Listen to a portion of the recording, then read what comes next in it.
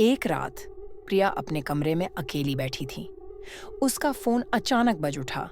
जब उसने देखा तो कॉल करने वाला नंबर अज्ञात था। उसने कॉल उठाया और दूसरी तरफ एक डरावनी आवाज सुनाई दी। मैं तुम्हारे पीछे हूं। प्रिया ने पहले तो मजाक समझा, लेकिन अचानक उसके पीछे खड़खड़ाहट सुनाई दी। उसने डरते हुए मुड़कर देखा, लेकिन कोई नहीं था।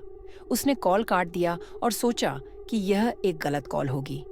लेकिन कुछ ही मिनटों बाद फिर से वही नंबर आया। इस बार उसने कॉल नहीं उठाया। वह बुरी तरह से डर गई थी और अपने कमरे की बत्तियां जला दी। तभी दरवाजे पर जोर से खटखटाहट हुई। प्रिया ने चुपचाप दरवाजे की तरफ देखा। उसका दिल तेजी से धड़क रहा था।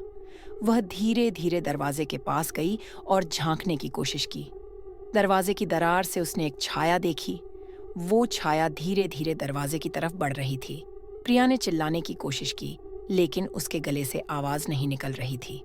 जैसे ही छाया दरवाजे के पास पहुंची, अचानक दरवाजा खुल गया।